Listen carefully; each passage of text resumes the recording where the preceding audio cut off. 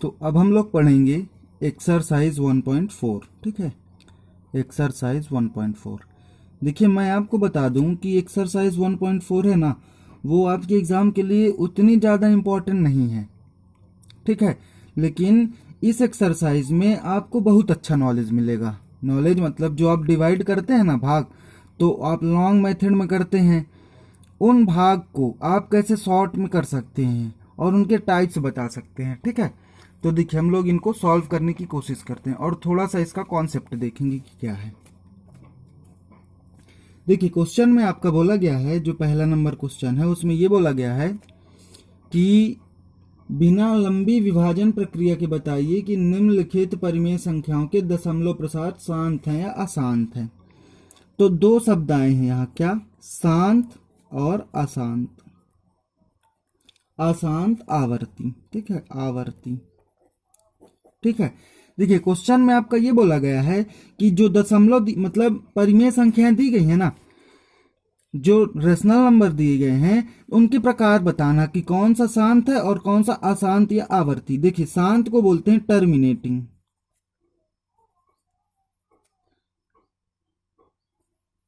Terminating. ठीक है, और इसको क्या बोलते हैं? Non terminating, non terminating. और ये क्या कहलाता है? लेकिन रिकरिंग कहलाता है। क्या कहलाता है? रिपीटिंग कह सकते हैं या रिकरिंग कह सकते हैं इसको। तो देखिए इसमें जैसे बोला गया है क्वेश्चन में कि बिना विभाजन प्रक्रिया के, मतलब जैसे आप विभाजन की लंबी प्रक्रिया करते हैं ना, उस तरह से लंबी प्रक्रिया नहीं करना है। देखिए मैं आपको दिखा देता हूँ एग्जाम्पल में कैसे दिए गए क्वेश्चन। जैसे ये वाला आपका ये भाग की प्रोसेस की गई ना, इसमें जैसे इतनी लंबी भाग की प्रोसेस की गई है, फिर जो आंसर आता है उसमें आपको बताना कि टर्मिनेटिंग है, नॉन टर्मिनेटिंग, मतलब शांत है या अशांत आवर्ती है। ठीक है, तो ये आपको भाग नहीं करना, बिना विभाजन प्रक्रिया के करना है। ठीक है, तो देखिए सबसे पहले हम लोग जानेंगे कि शांत और अशांत क्या होता है। ठीक है, सबसे पहले ये जानेंगे कि शांत और अशांत है क्या। देखिए जो परिमेय संख्याएं होती हैं, परिमेय संख्याएं, परिमेय संख्याएं, उनको हम डिवाइड कर, उनके मतलब अंदर दो प्रकार से चीजें होती हैं। ठीक है, पहला कहलाता है क्या? शांत कहलाता है, और दूसरा क्या कहलाता है? अशांत कहलाता है। ठीक है ना, अशांत या आवर्ती। शांत मतलब टर्मिनेटिंग, और ये क्या कहलाता है? नॉन टर्मिनेटिंग कहलाता है। ठीक है, देखिए जब हम किसी भी नंबर्स को भाग करते हैं, जैसे मान लीजिए लिखा आपके पास 60 लिखा है, 60/2। ठीक है, तो जब हम इसको भाग करते हैं ना, तो भाग करने के बाद अगर शेषफल अपना क्या आ जाता है? 0 आ जाता है। इसको भाग करने के बाद शेषफल 0 आ जाता है, तब हम ये कहेंगे कि जो परिमेय संख्या दी गई है वो किस प्रकार की है? शांत है। ठीक है, देखिए कैसे इसको भाग करें। भाग करते हैं तो 2 में 3 बार में जाएगा, ये कितना आ जाएगा? 0, और एक बार फिर से 0 में जाएगा, तो ये 0 आ जाएगा। ठीक है, तो शेष फल 0 मिल रहा है ना, तो हम ये क्या कहेंगे कि ये कैसा है? शांत है। और भी जैसे 10/2 का एग्जाम्पल आप ले सकते हैं। इसको जब सॉल्व करेंगे तो शेष फल आपको क्या मिलेगा? 0 मिलने वाला है। तो जैसे ही आपको शेष फल 0 मिल जाता है ना, तो क्या कहलाएगा? ये शांत कहलाएगा। मतलब जो परिमेय संख्या है, परिमेय संख्या का प्रकार कैसा है? शांत है। ठीक है, ये भी होता है। अब देखिए इसमें जब हम डिवाइड करते हैं तो कभी कभी क्या होता है कि दशमलव के बाद भी संख्याएं सॉल्व होती हैं और शेषफल 0 आ जाता है, तो हम उसको भी शांत कहेंगे। क्या कहेंगे? वो भी किस कैटेगरी में आएगा? शांत की ही कैटेगरी में आएगा। ठीक है ना, जैसे मान लीजिए लिखा 5/2 लिखा गया है। ठीक है, अब जब हम भाग किए इसको, 2/5, तो 2 दूनी 4, और ये कितना आया? 1 आया। अब यहाँ दशमलव लगाते हैं और यहाँ 0 लिख देते हैं, तो 2 5 बार में चला जाता है, कितना आ जाता है? 0 आ जाता है। तो देखिए शेष फल 0 आया ना, तब भी ये क्या कहलाएगा? ये भी जो अपरिमेय संख्या लिखी गई है, ये भी क्या कहलाएगी? आपकी शांत कहलाएगी। ठीक है ना, मतलब अगर आपको शेष फल कभी भी 0 मिल जाता है, चाहे वो दशमलव के पहले मिल जाए जैसे ये वाले क्वेश्चन में था, और चाहे दशमलव के बाद, वो क्या कहलाएगा? आपका शांत कहलाएगा। कैसी परिमेय संख्या कहलाएगी? शांत कहलाएगी। ठीक है ना। ठीक है, अब देखिए अशांत क्या होता है। अगर हम बात करें अशांत की, देखिए कभी कभी कुछ नंबर होते हैं, जैसे मान लीजिए 10/3 लिखा गया। ठीक है, तो जब हम इसको सॉल्व करते हैं तो इसमें कभी भी आपको शेषफल 0 नहीं मिलेगा। देखिए 3/10 किए, कितनी बार में जाएगा? 3 बार में। तो कितना हो जाएगा, 3 त्रिका 9 हो जाएगा। ठीक है, ये 9 हो गया। अब यहाँ कितना आएगा आपका, इसको घटाएंगे ना तो कितना आ जाएगा, 1 आ जाएगा। ठीक है, और दशमलव लगाएं और फिर से जीरो बढ़ाएं। ठीक है, तो कितना हो जाएगा, 3 तियां 9 में जाएगा। ठीक है, फिर से यहाँ 1 लिखेंगे। अब जब दशमलव लिखा गया है तो यहाँ कितना बढ़ जाएगा, 0 और 3 तियां 9। फिर से आप लिखेंगे यहाँ 1 और दशमलव तो 0 और ये 3 तियां 9। इस प्रकार से आप देखेंगे, आप चाहे इसको जितना भी सॉल्व करें, ठीक है ना, ये 3 3 आता ही जाएगा। तो ये क्या हो रहा है आपका, आवर्ती ना हो, आवर्ती होता जा रहा है। क्या होता जा रहा है, आवर्ती। और आवर्ती को क्या कहते हैं, आवर्ती का मतलब होता है जब कोई भी चीज बार बार आए, कोई भी चीज बार बार आती है तो उसको हम क्या कहते हैं, आवर्ती। और उसी को कह देते हैं रिपीटिंग। ये रिपीट ना हो रहा आपका 3 3, तो इसको हम क्या कहेंगे कि ये क्या है, रिपीटिंग या फिर आवर्ती है। तो इस प्रकार की क्या कहलाते हैं आपकी, ये कहलाते हैं अशांत, अशांत परिमेय संख्या कहलाती है, इनको ये कह सकते हैं। ठीक है, तो कह रहा कैसा होना चाहिए, अशांत होना चाहिए। और अशांत के साथ क्या कह रहा, आवर्ती भी होना चाहिए। अशांत के साथ क्या होना चाहिए, आवर्ती। इसका मतलब यही है कि शेषफल 0 ना मिले और उसके साथ संख्याएं रिपीट भी होती जाएं, उसके साथ संख्याएं क्या है, रिपीट भी होती जाएं। तो हम इसको क्या कहेंगे कि ये अशांत और क्या है, आवर्ती है। ठीक है, अब देखिए, अब हम बिना भाग की प्रोसेस किए, मतलब जो ये लंबी भाग वाली प्रक्रिया करते हैं ना, तब हमको पता चलता है कि कौन से नंबर शांत हैं और कौन से अशांत हैं। अब आपके जो 1.4 में क्वेश्चंस दिए गए हैं, तो 1.4 में क्वेश्चन में ये बोला गया है कि आपको बिना भाग की प्रक्रिया, मतलब बिना भाग किए ये बताना है कि कौन सी दशमलव मतलब परिमेय संख्या जो शांत है और कौन सी क्या है, अशांत है। ठीक है ना, ये चीजें आपको बतानी है। चलिए अब देखते हैं हम लोग कि किस किस कंडीशन में जो आपके परिमेय संख्याएं दी गई हैं वो क्या होगी, शांत होगी, और किस कंडीशन में अशांत होगी। देखिए, जब क्वेश्चन में बोला गया कि बिना विभाजन के ही आपको बताना, इसका मतलब बिना भाग दिए सब आपको बताना है। देखिए, जब कभी भी आपको हर में, किसमें, अंश बटे हर होता है ना, अंश बटे क्या होता है, हर होता है। ठीक है, मतलब डिनोमिनेटर हर को बोला जाता है। क्या बोला जाता है, डिनोमिनेटर बोला जाता है। तो कभी भी जब आपको इसमें क्या मिल जाए, 2 की पावर n मिल जाए, क्या मिल जाए, 2 की पावर n मिल जाए, या फिर 2 की पावर 5 की पावर n मिल जाए। जब कभी भी आपको हर में 2 की पावर n या फिर 5 की पावर n मिल जाए, ठीक है ना, 2 की पावर n या 5 की पावर n मिल जाए, तो आप क्या कहेंगे कि ये क्या है, आपका शांत है। किस प्रकार की परिमेय संख्या, शांत है। या फिर आपका इस तरह से मिल जाए कि अंश, अंश में कुछ भी हो, ठीक है ना, और हर में आपका क्या होना चाहिए, 2 गुणे 5 की पावर n, मान लीजिए दोनों मिल जाए, या तो अलग अलग, मान लीजिए 2 की पावर n मिल जाए या फिर 5 की पावर n मिल जाए, या फिर आपको दोनों चीजें मिल जाएं, या फिर दोनों चीजें आपको मिल जाए, तो हम क्या कहेंगे कि ये शांत है। कैसा है, शांत है।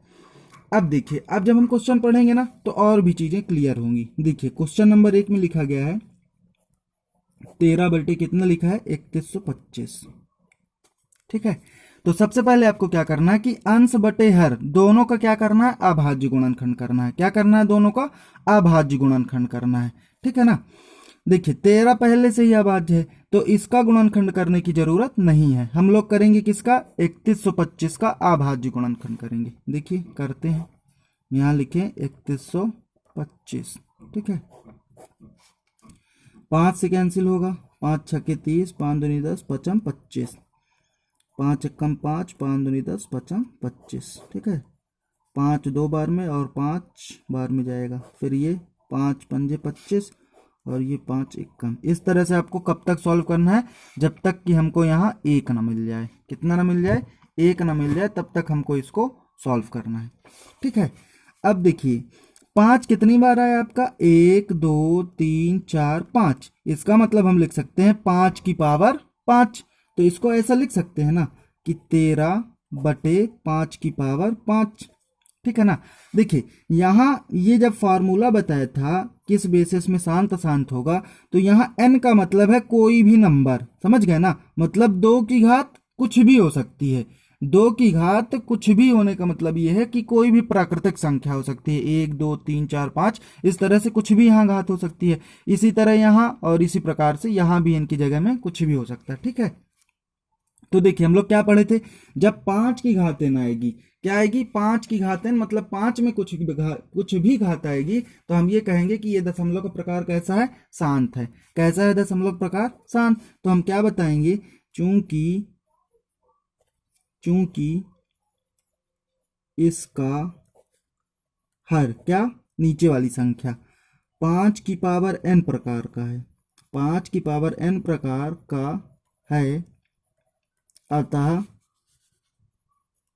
दशमलव किस प्रकार का है, शांत है। कैसा है, शांत है। ऐसा आपको लिखना पड़ेगा। ठीक है ना। अब देखिए क्वेश्चन नंबर 2 करते हैं। क्वेश्चन नंबर 2 में दिया गया है आपका, क्वेश्चन नंबर 2 है 17/8। कितना है, 17/8। अब देखिए हमको ऊपर नीचे दोनों का अभाज्य गुणनखंड करना है। तो 17 क्या है आपका, पहले से ही अभाज्य है, तो आपको किसका गुणनखंड करना है, 8 का। तो जब 8 का हम गुणनखंड करते हैं तो हमको क्या मिलता है, 2 गुणा 2 गुणा 2 मिलता है, इस तरह से मिलेगा। तो हम इसको क्या लिख सकते हैं, 17/2 की घात 3। अब हम पढ़ चुके हैं कि जब 2 की पावर n प्रकार का, n का मतलब कोई भी संख्या ना, तो 2 की पावर n प्रकार का मिला ना, तो हम इसको भी क्या कह सकते हैं कि दशमलव प्रसार कैसा है, शांत है। दशमलव का प्रसार कैसा होगा, शांत होगा। ठीक है, चलिए क्वेश्चन नंबर 3 देखते हैं। क्वेश्चन नंबर 3 में है 15, क्वेश्चन नंबर 3 में है 64 बटे कितना है, 455। ठीक है, तो ऊपर का भी आप अभाज्य गुणनखंड करेंगे और नीचे का भी अभाज्य गुणनखंड करेंगे। तो चलिए करते हैं इनका अभाज्य गुणनखंड। देखिए जब 64 का अभाज्य गुणनखंड करते हैं तो कितना मिलता है, 2 3 बार में, 2 2 बार में, फिर 2 1 बार में, 2 6 बार में जाएगा, और 2 8 कितना होता है, 16 होता है, 2 4 8 होता है, 2 2 बार में जाएगा, और यहाँ 2 1 बार में जाएगा। ठीक है, अब देखिए 455 का करते हैं, कितना मिलेगा, करिएगा आप लोग भी। 2 से तो ना होगा कैंसिल। ठीक है, क्योंकि मैं आपको बताया था जब इकाई का अंक 5 हो तो संख्या 5 से ही विभाजित होगी। तो 5 से करें, 5 नाम 45 और 5 एकम 5। अभी किससे हो जाएगी, 7 से हो जाएगी ना, किससे हो जाएगी, 7 से 13 में जाएगी। ठीक है, और ये 13 से 1 में जाएगा। ठीक है, अब देखिए तो यहाँ 64 को क्या लिख सकते हैं हम लोग, कितनी बार 2 आया है, 1 2 3 4 5 6, 6 बार ना, तो 2 की घात 6 लिख दें। और इसको क्या लिखेंगे, 455 को क्या लिखेंगे आप, 5 7 13, मतलब 5 की घात 1 गुणे 7 की घात 1 गुणे 13 की घात 1। ठीक है ना। अब देखिए ये आपका क्या होगा, अशांत होगा। कैसे अशांत होगा, देखिए अगर शांत वाली कंडीशन जो थी तो वो आपकी किस टाइप की होनी चाहिए, उसमें या तो 2 की घात n आए, या तो 5 की घात n आए, और या फिर इस टाइप का होना चाहिए। अगर इनके अलावा इनके साथ और भी कुछ आ जाता है ना, जैसे मान लीजिए 7 की घात n आ जाता है, और भी कुछ आ जाता है, ठीक है, मान लीजिए 11 की घात n आ जाता है, मतलब इन दोनों के अलावा और भी कुछ आ जाए ना, तो वो क्या हो जाएगा, अशांत हो जाएगा। सेम कंडीशन इस क्वेश्चन में है, इसमें 5 की पावर n के अलावा और भी चीजें आ रही है ना, तो ये क्या हो जाएगा आपका, अशांत हो जाएगा। मतलब इसमें दशमलव का प्रकार क्या हो जाएगा, अशांत हो जाएगा। ठीक है ना, तो क्लियर हो गया होगा। इसी तरह से आप सारे के सारे क्वेश्चंस कर सकते हैं। ठीक है, देखिए आगे क्वेश्चन देखते हैं अब इसमें। देखिए कुछ अच्छे अच्छे क्वेश्चन है, जैसे क्वेश्चन नंबर 4 है। ठीक है, क्वेश्चन नंबर 4 देखिए, क्वेश्चन नंबर 4 में लिखा है 15/1600। तो अब 15 का क्या करेंगे, सबसे पहले अभाज्य गुणनखंड करेंगे। 15 का देखिएगा अभाज्य गुणनखंड करें अगर, ये 15 का अभाज्य गुणनखंड कितना हो जाएगा, 3 5 15 और 5 एकम 5। तो इसको आप कैसा लिख सकते हैं, 3 की घात 1 गुणे 5 की घात 1 लिख सकते हैं ना। अब 1600 का आप अभाज्य गुणनखंड करिएगा, 1600 का तो क्या मिलेगा, 2 800 मिलेगा, फिर 2 से किए तो कितना मिलेगा, 400 मिलेगा, फिर 2 से किए तो कितना हो जाएगा, 200 हो जाएगा, फिर 2 से करेंगे तो 100 मिल जाएगा, फिर 2 से करेंगे तो 50 मिल जाएगा, फिर 2 से करेंगे तो कितना मिल जाएगा, 25 मिल जाएगा, और फिर 5 से करेंगे तो 5 मिलेगा, और 5 से कितना मिल गया, 1। ये गुणनखंड हो गया। अब देखिए इसको क्या लिख सकते हैं, 1 2 3 4 5 6, 2 कितनी बार है, 6 बार, तो 2 की घात कितनी लिखेंगे 6, और गुणे 5 कितनी बार है, 2 बार ना, तो 5 की घात कितनी लिखेंगे 2। अब देखिए 5 की घात यहाँ इसको ऐसा लिख सकते हैं, 3 की घात 1 गुणे 5 की घात 1, इसको 2 की घात 6 गुणे 5, ठीक है। अब देखिए यहाँ 1 5 से 1 5 कैंसिल हो गया ना, 1 5 से 1 5 कैंसिल हो गया, ठीक है। तो ये आपका क्या हो जाएगा, 3 गुणे गुणे ये तो खत्म हो गया, ठीक है। तो अब यहाँ गुणा नहीं होगा, कितना हो जाएगा, 2 की घात 6 और गुणा कितना बचा, 5 बचा, ठीक है। अब देखिए क्या है आपका, 2 और 5 आया ना, इसका मतलब क्या है, शांत है, ठीक है। और आप ये भी ध्यान रखेंगे कि जैसे 2 की घात 6 है ना, तो इसमें ये जरूरी बिल्कुल भी नहीं है कि 5 की घात भी 6 होनी चाहिए। 2 की घात कुछ भी आ जाए, उसके साथ 5 की घात कुछ भी आ जाए, तब भी ये कैसा होना है, शांत होगा। कैसा होगा, दशमलव का प्रकार आपका शांत होगा, ठीक है ना। चलिए इसी तरह से आप सारे क्वेश्चन कर लेंगे, ठीक है। एक क्वेश्चन और देख लीजिए, क्वेश्चन नंबर 10 लिखा है 77/210 लिखा है, ठीक है। चलिए इसको करते हैं। 77 का गुणनखंड कितना आएगा, 7 से 11 बार जाएगा और 11 से 1 बार, तो इसको लिख सकते हैं क्या, 7 गुणे 11। 210 को क्या लिखेंगे आप, 3 से जाएगा, 3 सते 21, 3 शून्य शून्य, और 7 एक कम, और ये कितना जाएगा 0 से, अभी तो 2 से चला जाएगा, ठीक है ना। यहाँ कर सकते हैं, 2 से कितना जाएगा 35 में, और फिर 5 से जाएगा 7 में, और 7 से जाएगा किस में, 1 में। तो इसको क्या लिख सकते हैं नीचे, 3 गुणे 2 गुणे 5 गुणे 7। अब देखिए ये 7 से 7 कैंसिल हो जाएगा ना, तो क्या बचा, 11/3 गुणे 2 गुणे 5। अब आपको कंडीशन बताई गई थी कि 2 और 5 के अलावा कुछ भी तीसरी चीज आती है ना, तो वो क्या हो जाएगा, दशमलव का प्रकार अशांत आवर्ती हो जाएगा। क्या, अशांत आवर्ती। तो आप यहाँ नीचे रीजन बता करके लिखेंगे, ठीक है। कैसा रीजन बताएंगे कि चूंकि जो हर है वो 2, चूंकि हर कैसा है, 2 की पावर n गुणे 5 की पावर m या n के प्रकार का नहीं है, अतः ये कैसा हो जाएगा, अशांत हो जाएगा। कैसा हो जाएगा, अशांत हो जाएगा, ठीक है ना। तो बच्चों बाकी जितने क्वेश्चन बचे हैं ना, शेष क्वेश्चन आप अपने ट्राई करिएगा, जरूर आपसे बनेंगे, ठीक है। चलिए अब हम लोग पढ़ते हैं इसके क्वेश्चन नंबर 2, ठीक है। देखिए क्वेश्चन नंबर 2 भी है ना जो, उसमें क्या करना है, जो भी क्वेश्चन नंबर 1 के क्वेश्चन थे, ठीक है। देखिए क्वेश्चन नंबर 2 क्या कह रहा है, क्वेश्चन नंबर 2 आपका कह रहा है कि ऊपर दिए गए प्रश्न में उन परिमेय संख्याओं के दशमलव प्रसार को लिखिए जो शांत हैं। समझ गए ना, जितने भी प्रश्न आपके दिए गए हैं तो उनके प्रसार लिखना। प्रसार लिखने का मतलब उनको सॉल्व करना और उनका भागफल आपको लिखना है। लेकिन ये भी प्रोसेस आपको कैसे करना है, बिना लंबी भाग प्रक्रिया के, समझ गए ना, बिना भाग किए जो भी चीजें आपकी शांत है ना उनका प्रसार लिखना। तो देखिए इसका भी आप कॉन्सेप्ट समझ लीजिए, बाकी आप सारे क्वेश्चन खुद कर पाएंगे, ठीक है ना। चलिए तो देखिए सबसे पहले हम पहला क्वेश्चन ही लेते हैं। हम देखेंगे पहला क्वेश्चन हमारा कैसा था, शांत, और क्वेश्चन में भी यही बोला गया है कि जितनी भी संख्याएं शांत है ना उनका ही आपको क्या करना, प्रसार। तो देखिएगा पहला क्वेश्चन क्या लिखा गया है, करेंगे कैसे, इस क्वेश्चन से ही समझेंगे, ठीक है ना। पहला क्वेश्चन आपका लिखा गया है 13/3125, ठीक है। हम देखे थे कि 3125 कैसा आ रहा था, आपको सबसे पहले वही प्रोसेस करना है, क्या, इसका गुणनखंड करना है। क्या करना है, गुणनखंड। अब इसमें देखिएगा, इसमें आपको ऊपर वाली संख्या का गुणनखंड करने की जरूरत नहीं है, ठीक है ना। अभी आप देखेंगे कि क्यों ऊपर वाली संख्या का गुणनखंड करना जरूरी नहीं, सिर्फ नीचे वाली संख्या का अभाज्य गुणनखंड करना, ठीक है।